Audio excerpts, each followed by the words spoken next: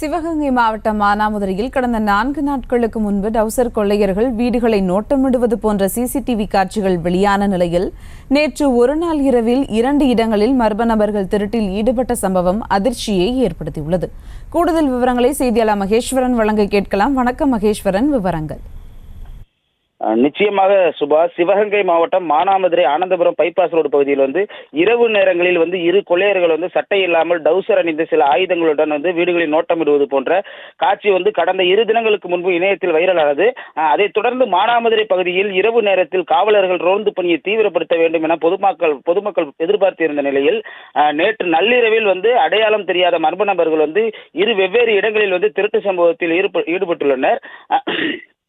குறிப்பாக முத்தனேந்தல் பகுதியில் செயல்பட்டு வந்த 76, 69 என்ற கடையில் மதுபான கடையில் அரசு மதுபான கடையில் சிசிடிவி மற்றும் பூட்டை உடைத்து திருட முயற்சித்துள்ளனர்.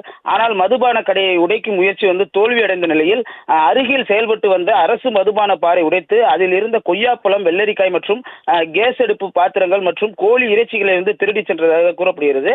அதேபோல் திருப்பாச்சி காவல் நிலையத்திலிருந்து சுமார் 100 மீட்டர் தூரத்தில் வசித்து வருபவர் ஓய்வு பெற்ற கிராம நிர்வாக அலுவலர் கஜேந்திரன், அவரது மனைவி விபத்தில் காயமடைந்த மகன் சரண்ராஜை பார்க்க மதுரையை சென்றுள்ளனர்.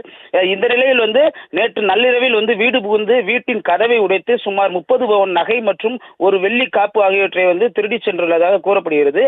திருப்பாச்சி காவல் நிலையம் அருகாமையிலேயே இந்த திருட்டு சம்பவம் அரங்கேறியது பொதுமக்கள் மத்தியில் அச்சத்தை ஏற்படுத்தியுள்ளது. இந்த திருட்டு சம்பவத்தில் ஈடுபட்ட கடந்த 2 தினங்களுக்கு முன்பு இணையத்தில் வைரலான டவுசர் கொள்ளையர்களாக இருக்கக்கூடுமோ என பொதுமக்கள் தரப்பில் அச்ச கூறப்படுகிறது. இணையத்தில் வைரலானவுடன் காவல்துறையினர் உடனே விசாரணை செய்து திருடர்களை பிடித்திருந்தால் இது போன்ற கொள்ளை சம்பவங்கள் அரங்கேறி இருக்காது.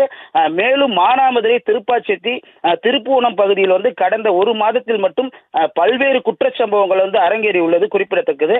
மேலும் இரவு நேரத்தில் ரோந்து பணியில் போலீசார் முறையாக ஈடுபடுவது இல்லை என சமூக ஆர்வலர்கள் மற்றும் பொதுமக்கள் தரப்பில் குற்றச்சாட்டு முன்வைக்கப்பட்டுள்ளது. சுபா,